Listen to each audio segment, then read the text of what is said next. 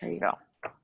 Okay, we want to welcome everybody to like the second edition of our virtual local wildflower field trip. This is again the second one because we had an earlier one a couple of weeks back on the early spring wildflowers, and this will be on the later spring wildflowers. For the people that did not join the first time, just a little bit of background. My name is Jim Logan, and this whole idea came about because for our Church of Holy Trinity, we've been the last couple years for Earth Day and Earth Week and Earth Sunday, we've been doing some actual field trips, wildflower trips to different areas in Lebanon County.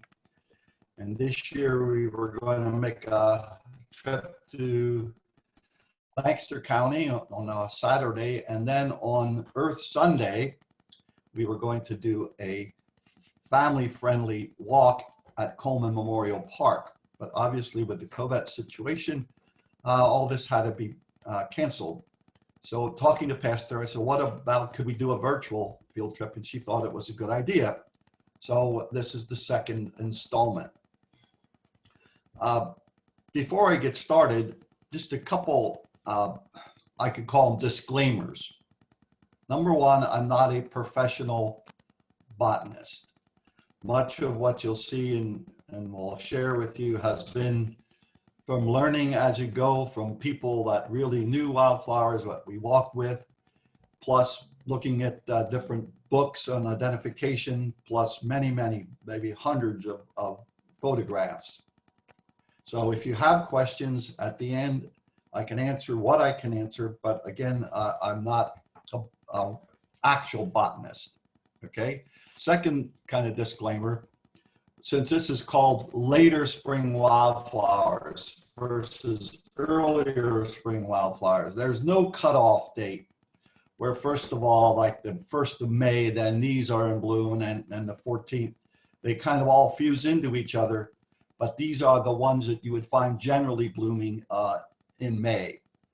And finally, this is not a field trip, it's actually a compilation of a lot of trips, because a lot of these flowers you'll find, in fact, all of them you'll find in Lebanon and Lancaster County, but you won't all find them at the same place. So this is a series of walks we'd have to take to see these, all right? In addition, just a little bit of terminology, again, for those that weren't on the first trip. What is a wildflower anyway? Well, the definition that we'll use here is that it's a flower growing wild and importantly, not intentionally planted. But what if you have a flower growing wild in a place where you don't want it to be? Like something that looked like a weed. Is it still a wildflower? The answer is yes by that definition. But you'll notice in that definition, there was no mention of size, color, or environmental preferences. That's right, some of what we call weeds are actually misplaced wildflowers. On our trip, we'll see some of the most amazing, inconspicuous little flowers that have this beauty when you take the time to really look closely at them. So without further ado, let's go wildflower hunting. I'm going to start out with several weedy wildflowers. Some of these people definitely don't want in their lawns if it's well manicured, but they are wildflowers nonetheless. One of these is called ground ivy or gill the ground. It's a mint family member. As such, you see snapdragon-like flowers, and it will have the classic square stems of mints. When it appears in lawns, usually moist lawns, it usually appears in patches. I've never seen any that looks like the lawn here in this lower picture, but normally people don't let them go into flower. You might have experienced this, depending on your lawn, when you mow, because it is a mint and it is fragrant, particularly when you mow it. However, don't expect it to smell like spearmint or peppermint or catnip. It has its own unique flavor. but I'll bet if you've ever mowed it and you smell it again, you'd instantly recognize it. But again, it does produce a unique little wildflower. Another wildflower, what I call weedy wildflower, has a lot of different lookalikes. The one that's shown here is called cinquefoil. It is a little yellow wildflower, which can look a lot like, I'll show you some here in a second, but it can be recognized as itself because it has 5 leaves. That's the name itself. Cinquefoil refers to 5 leaves. And some actually look like tiny little marijuana leaflet clusters. It can easily get mixed up with another wildflower that we saw in early wildflowers, but it appears later on. Different buttercups can get into lawn grasses with a similar kind of yellow wildflower. Then again, the even more confused thing, there's another weedy wildflower called mock strawberry or Indian strawberry, which produces a yellow flower, much the same size as the others, doesn't have 5 leaves. In fact, the leaves resemble our regular strawberries. This is mock strawberry or Indian strawberry, and it will produce what looks to be a strawberry. The books say it is marginally edible. I would say probably it's the best we could say it's non-poisonous. You don't want to have this on your cereal in the morning. And if you look at that compared to the wild strawberry, it has a similar flower, but it is white rather than yellow like the Indian strawberry. Another weedy wildflower is one that'll grow in fields and at the edge of lawns and places that are unkept. It is called the daisy fleabane. It is a member of the compositor daisy family, produces little white flowers that turn pink later on. You'll see it blooming right now along the edge of roads and maybe your own yard. Interesting name. Fleabane comes from the fact that this was a plant that was originally used as a flea repellent. Back in the medieval times when they had beds made of straw, they would dry this plant and put them in the beds to repel insects and fleas. Now, another insect wildflower is another kind of what I call a weedy wildflower. It doesn't often grow in lawns, but out in meadowlands or in woods is called wood betony or lousewort. Now, you might think that this is one that repels louse or insects or mice. Just the opposite. The legend is, the old wives' tale is that if the cattle grazed in pastures that would have the wood betony or lousewort and eat them, it would actually attract these insects rather than repel them. But again, it's not one that generally you plant in your yard, but it can be found out in the woods at this time of year. Another one you can find in fields and along the edges of roads and abandoned places, and possibly in some people's yards if you had a really big yard. Little plants that have kind of their little white flowers on the ends of stalks, much like an antenna. In fact, the scientific name is, the genus name is, it's from the word antenna. Field pussy toes. You can see a close-up here. The name is kind of unusual because it's not how they look necessarily, but how they feel. If you touch this little wildflower in the top, it's very, very soft flowers, feel like the end of a cat's paw, thus the name. Again, what I classify as a weedy wildflower. Another one that can be found sometimes in dry lawns or in dry areas in a field or woods where it has light, delicate little ones called bluets or Quaker's lady. If you look here, they have 4-petaled flowers, pretty blue flowers with kind of a mustard color interior.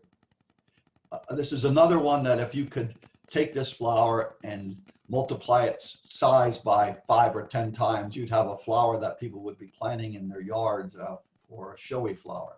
But this is one of our native wildflowers.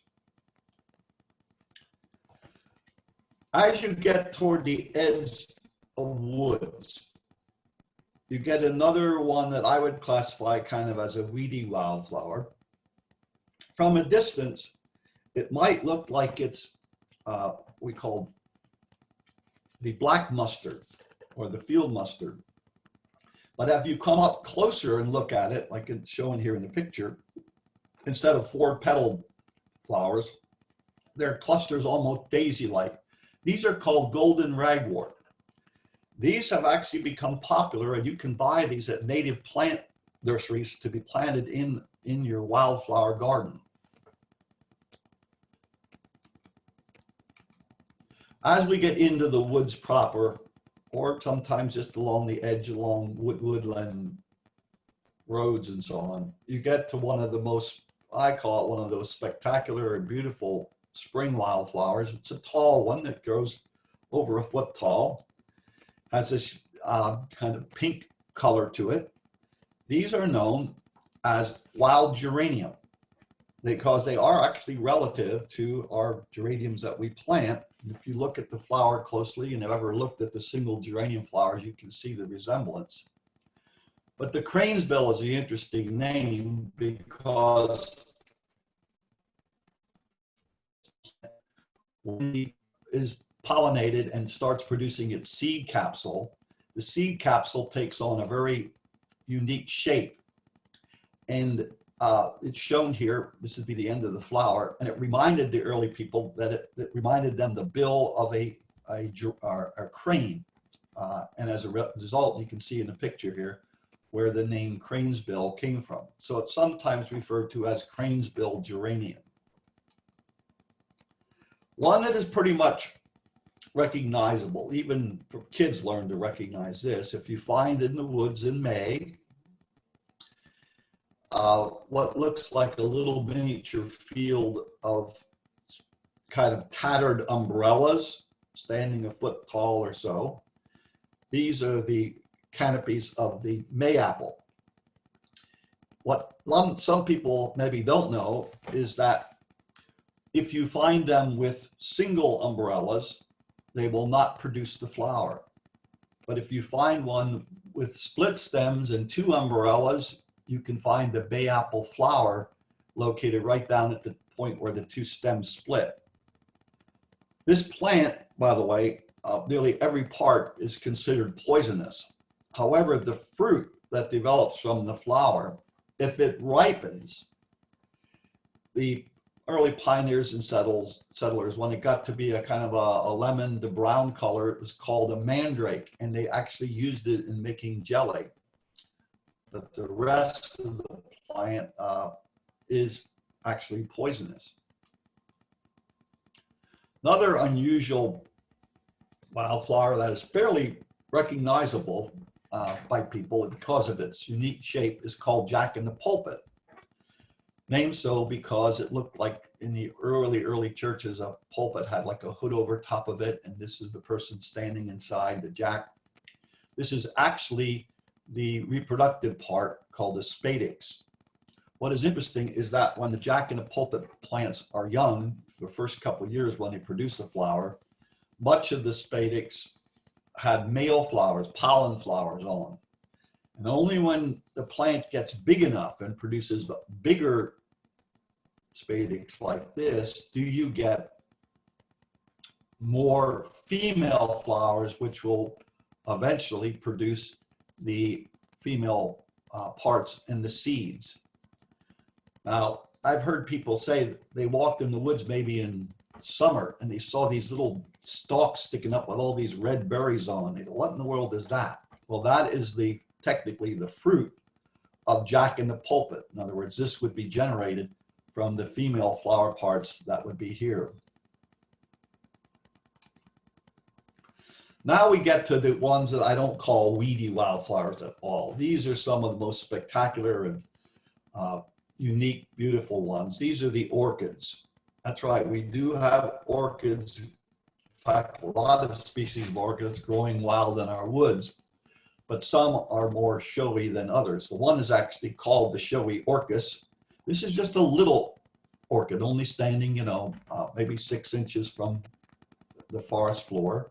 It does have beautiful little orchid-shaped flowers, and it's found both in the Blue Mountains and the South Mountains here in Lebanon County. It's one that you could easily miss because it's not very big. The one that people immediately recognize as an orchid are the lady slippers. Here are some pictures of pink lady slippers. They do grow tall and they're much more obvious in the woods. Now, a little story on this. People say, well, what if people see these and pick them? Well, it's never a good idea to pick wildflowers, particularly ones that are grown solitary and are a little rare. But what's even worse is people will come out and say, oh, that's a great looking plant. I'd like to have that in my garden. But they say, oh, I know enough, I'm not going to pick it. So they go out and they take a little shovel or something and they dig the plant out, taking it into their yard, looking for orchids next year.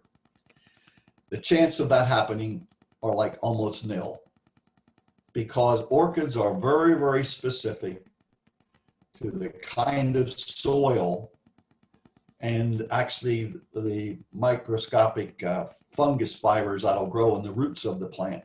And if you transplant it into a garden, the chance of it ever developing are next to none. So you're basically killing the plant. So we recommend, if you ever find wild orchids like these, do not pick them up and try to transplant them. It just doesn't work. Now, another version of lady slippers are big orchids we find in Lebanon County. These are called the yellow lady slippers. They're not maybe quite as common and they grow only in certain localities. But the same thing applies to the uniqueness of the soil. In fact, I know some places in the southern part of Lebanon County where the yellow lady slippers and the pink can be found within maybe a mile of each other. However, they're in a totally, completely different type of soil. So these are the big orchids that you find in the month maybe of May in our Lebanon County area. Here's a little plant that looks like it maybe should be an orchid because of the color but these are tiny. These only stand a couple inches off the forest floor, as you can see in this picture. They do have kind of orchid colored petals, but they are actually a member of the milkwort family. It's called fringed milkwort or gay wings. I think you can maybe imagine where the origin of that common name, because the petals do kind of have wing-like appendages, they're found, if you look closely, but if you find them, they're really, really a beautiful little flower. Now here's a unique one. We do have a lot of this in our woods in Lebanon County. And if you'd see it, you'd spot it like this and you'd say, that's not a wildflower. It's some kind of weed that has a kind of a heart-shaped or hoof-shaped leaves. But again, if you know what you're looking for, if you lift up some of these leaves right down along the ground, in fact, laying on the ground, is a bizarre little flower, which is kind of burgundy to brown color. And it's not pollinated by bees and butterflies like many of them are. It's pollinated actually by crawling insects like maybe ants or beetles or something like that. The plant is called wild ginger, named so because the rootstock of the plant has a ginger-like smell, and it actually was used by herbalists for stomach ailments.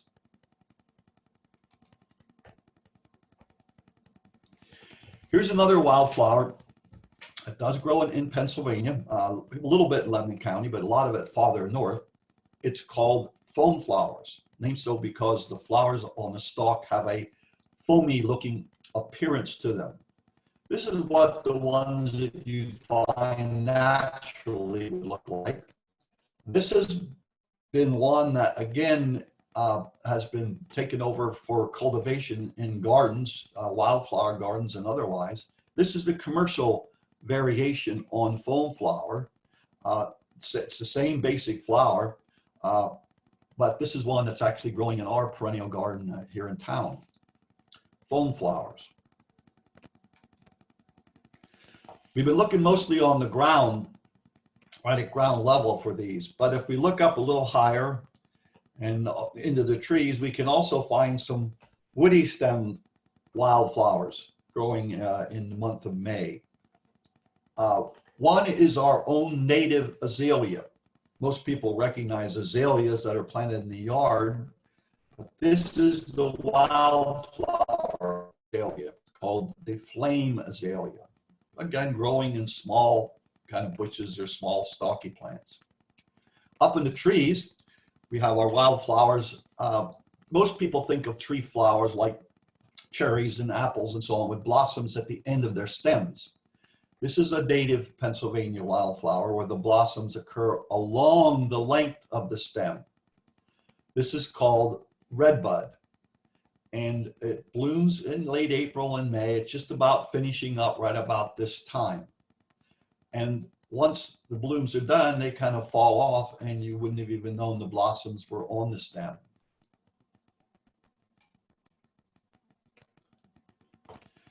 All right, we're going to take, I said that this wildflower trip would involve places that weren't all at one spot, like in Lebanon County. In fact, the ones I'm going to show you next are from Lancaster County, southern Lancaster County.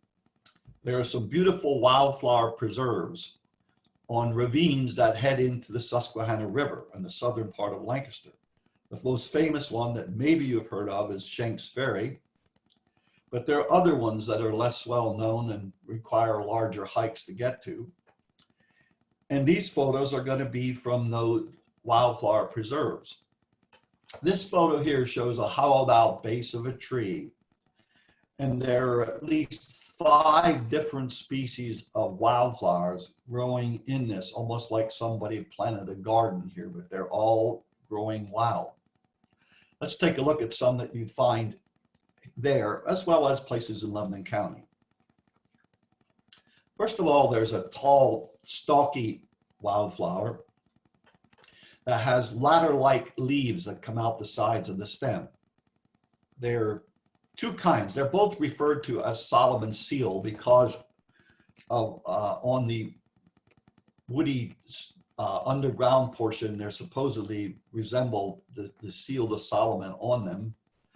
However, you can tell the difference between these 2 Solomon seal plant. One is the true Solomon seal because it has underneath the stalk like twin bells of little flowers hanging down anywhere ranging from white to yellow.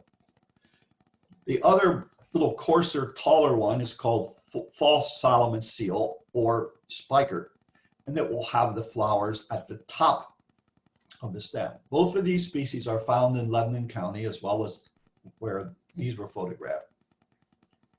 This is another one that has been utilized by nursery people, a variation of it called variegated Solomon seal. Again, you can tell it's a true Solomon seal because you can see the flowers hanging under the stem.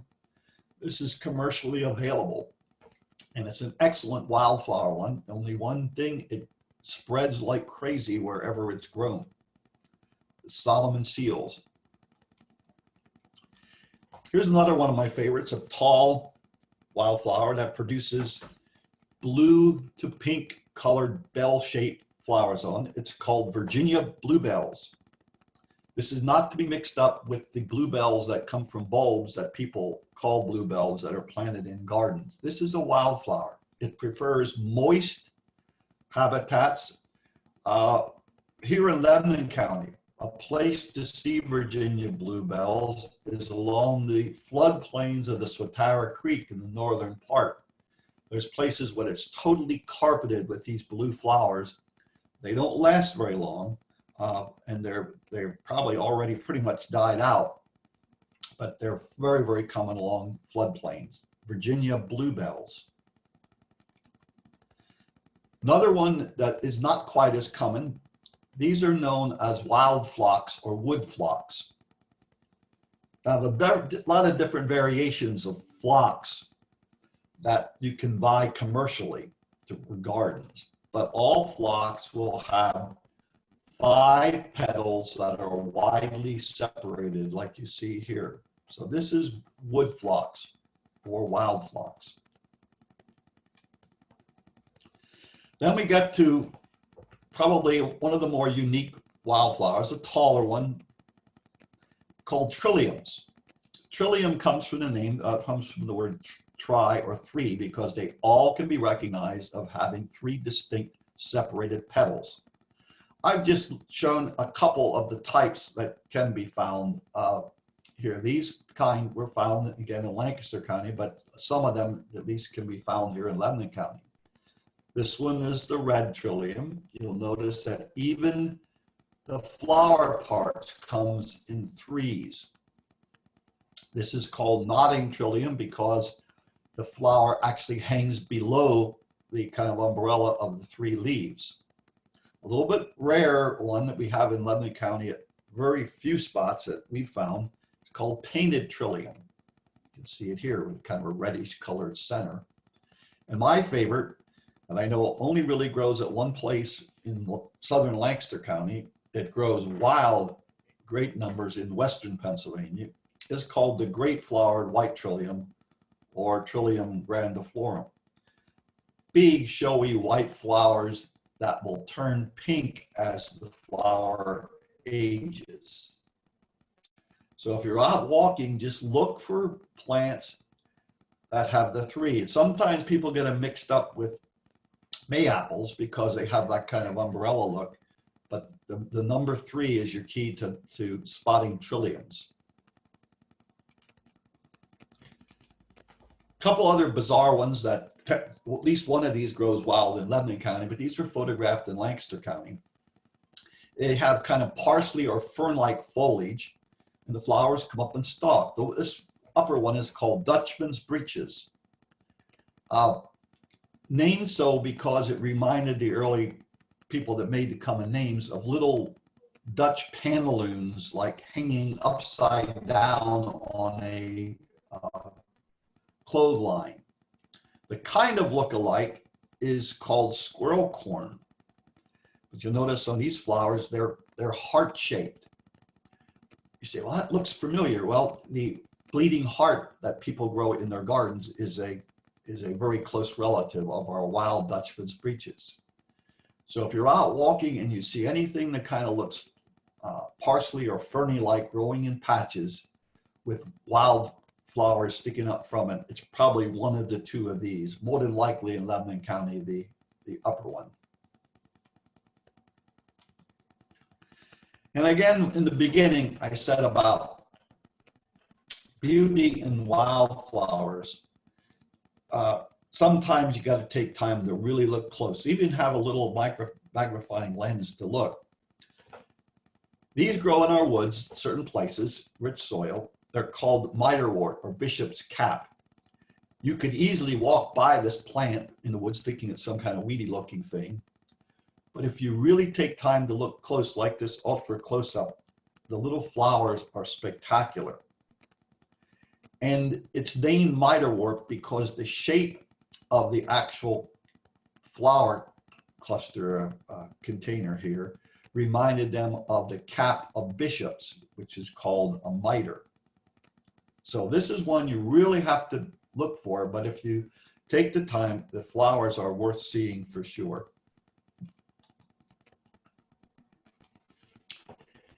And you got to look sometimes not on nice looking, soft, rich looking soils, but in this case, looking on rock cliffs.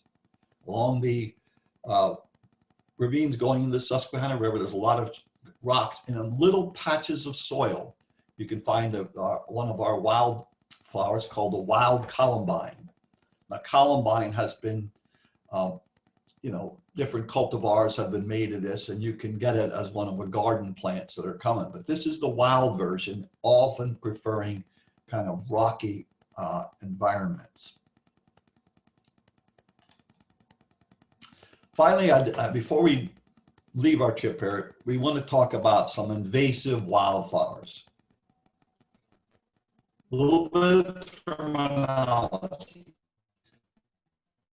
Wildflowers, native wildflowers, we think of something that belongs here and has been here for perhaps 100,000 years, completely acclimated to the climate. Then we have what are called introduced wildflowers, brought from some other place in the world like Europe or Asia. But then we have what are called invasive wildflowers. These are introduced species that actually will take over our native wildflower locations. Some of them actually produce a kind of chemical that will inhibit the growth of the native wildflowers in their zone. This in the early spring wildflower is a garlic mustard, a member of the mustard family, and it does grow in patches that almost excludes other things, having white four-petaled wildflowers. When you get into May, you get into a more spectacular, bigger, taller wildflowers. Actually, a member of the poppy family. It's called greater celandine. This you might recognize growing along the edge of properties. They don't generally grow in lawns, but you can find this growing along the edges of roads and so on. You can immediately recognize it because if you break a stem, it oozes out a bright kind of orange sap that tells you that this is a member of this particular group. They are an invasive and have been declared as invasive in quite a few states.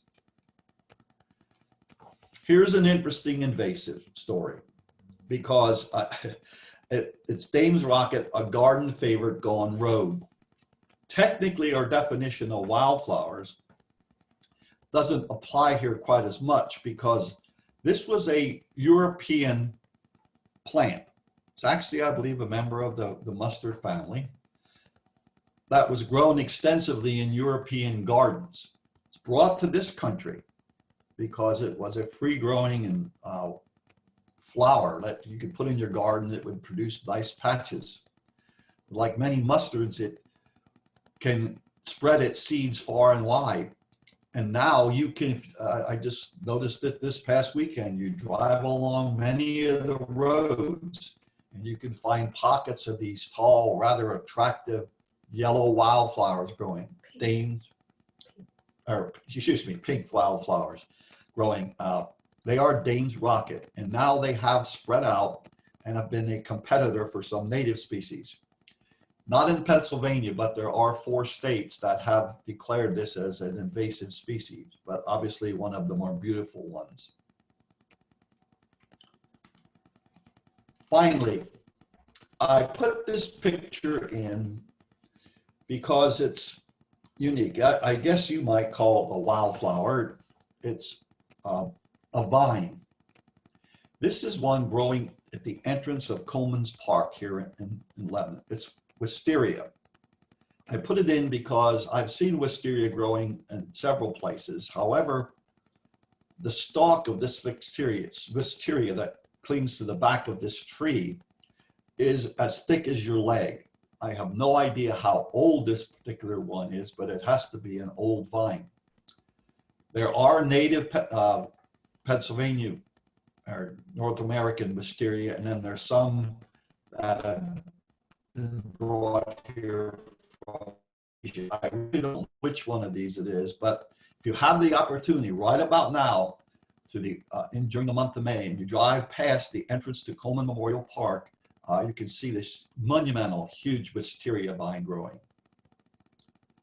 Okay, that basically brings us to the end of our journey today. We've gone over a lot of things, and maybe you have questions.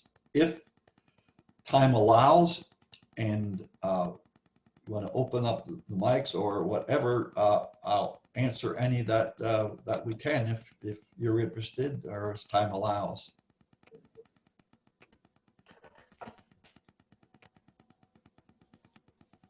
Okay, I am unmuting people, or I'm trying to, and asking you to start your video. I stopped your video because it helps with Jim's video quality as he is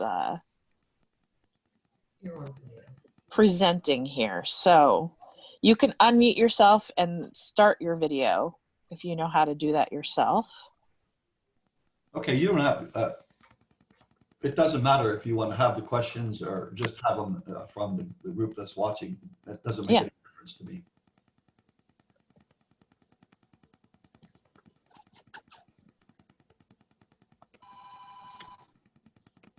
Okay.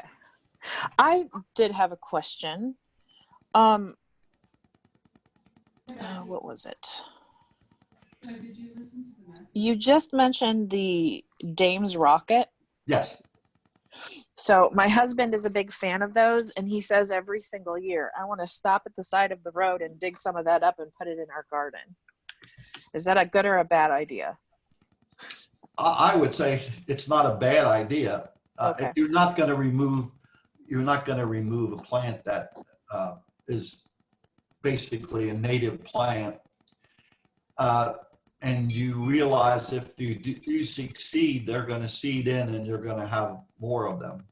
Yeah. They are a beautiful flower, and originally planted as a garden flower. They've just escaped captivity. Okay.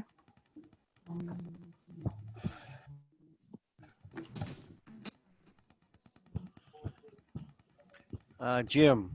Yeah, Fritz. In addition to, you mentioned not to remove the orchids from the woods, as the soil conditions are so strict for orchids, you would not have, generally a person would have success. And I think it's true too, isn't it, at least in game lands, that all wildflowers, all plants are not to be removed as well. I think there's a law for that as well. Absolutely, yeah. It's not encouraged, but like what she said about the Dames Rocket roadside, waste place, I don't know if that implies. I wouldn't imagine. Yeah, Dames Rocket's a nice plant to see right now this time of year.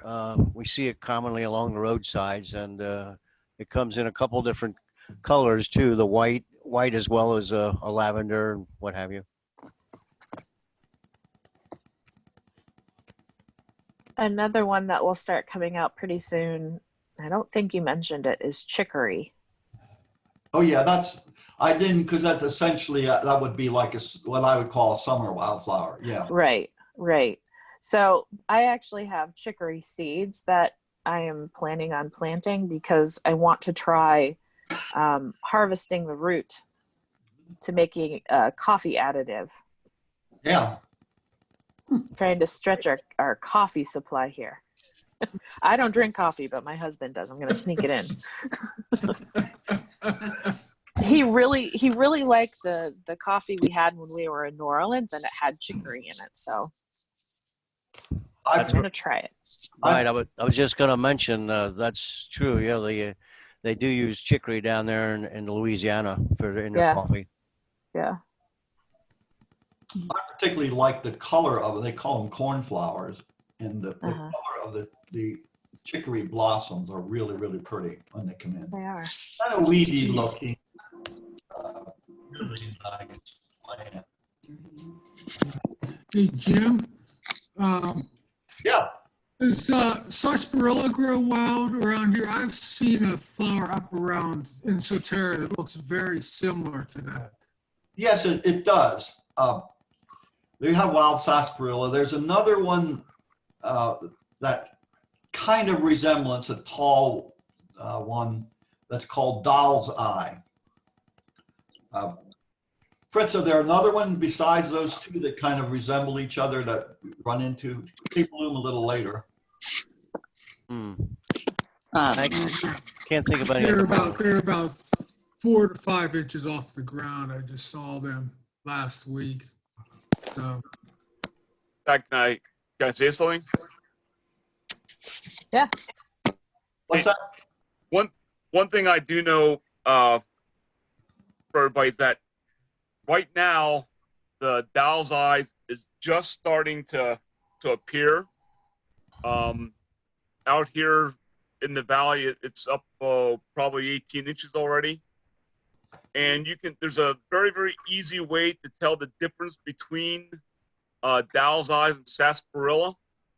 Sarsaparilla, when it comes up, it gets the same look as Dow's Eyes, the tri-lobe leaves coming out in a tree area. But then sarsaparilla shoots up a sprout right next to it. And that's the flower, that will be the flower stalk. And that always comes up separate from the actual plant. So if you're looking at something, you're looking to see whether it's sarsaparilla or Dow's Eyes or any of the other lookalikes that might be available, look for that separate stalk. That will be the giveaway for sure. That's the way that I've always identified it. I got that from Richard and Karen Light. Is that right? Am I right on point with that, Dad? As far as I remember, yeah. Yeah, because I know that they had Richard had shown me that years ago. The doll's eye is easy to recognize when it produces its seed. It looks like the old porcelain dolls. It looks like the eye of one of those, white with I have a photo of it, but I can't put it on right now. Yeah, they're very unique. You'll cannot miss them later in the summer when they actually have produced the fruit.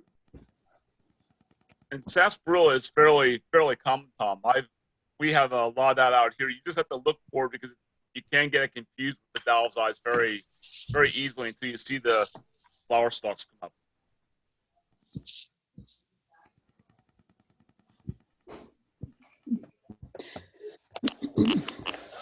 Jim, this is Judy. Yeah, Judy. I have one question. When you went through the wild strawberry, I always called what I call weed in my grass in Gretna wild strawberry, but it gets the red berry, so it really wasn't wild strawberry, right? No, that's what they call mock strawberry or Indian Mock. strawberry. Yeah. Okay, I want to just have the right name for my Yeah, they weed. get yellow flowers, which are very similar to the white flowers on the wild strawberry. Yeah. Okay, well it really takes over big areas. It really does. I was It's going to hard say, to- I wish it was a lucrative plant because I have lots of it. Yeah. It's hard to grow regular things in Gretna, but boy, those sure they like it out there. At least in my yard. It's really not bad if you have nothing else you want to grow in the area, but they choke out Exactly. everything. Yeah. It just takes over. Grass is so difficult to grow. I don't have a lot. Well, I do in the back, but not much grass out front. But what I have a lot of that. Yeah. And the wild onion. That's not a flower, but boy, that stuff, I call it wild onion, whatever it is. Onion, Yeah. that smells onions. Right. You have another onlooker here that was checking things out. Uh-huh. Hello.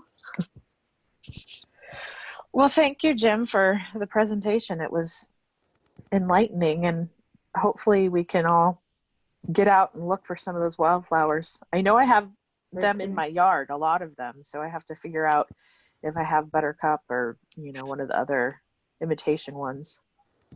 Most people that are out there. in their yard don't worry too much about it. They get out get out your herbicide and wipe them out, but I'll keep them. I like them. My neighbor doesn't. You can tell exactly where my neighbor's yard starts because his is like completely wildflower free and mine's like totally filled with violets and buttercups and all sorts of things. I'm like, nah, I want that.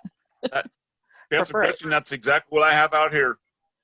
Just ask my mom and dad. well, even Fritz, if you're still on, Fritz, you've seen the place out here, you know. That's right, Yeah. and it's better for the for the uh, for the animals out there as well, and the pollinators. Exactly. In fact, my front yard now has quite a bit of the fleabane in it.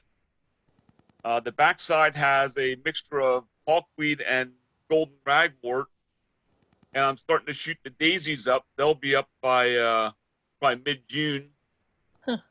Just starting to see the plants for those, but I got pussy toes in it. The fluids, unfortunately, fluids and pussy toes are done. They've been done now for about a week and a half, 2 weeks. So starting to go from the spring into the early summer now. Yeah. And I'll do It's too my bad first. we did. I was gonna say it's too bad we didn't get to have spring weather during spring, but Yeah. you know. I'll actually be doing my first lawn cutting probably maybe late next week, the beginning of the following. And Yeah. I shouldn't have any more of those to do until July 4th. And I'll probably do it once, maybe twice more this summer. So I try and keep mine fairly natural. Nice. Well, thanks for the opportunity to do this, Pastor. Like I said Yeah.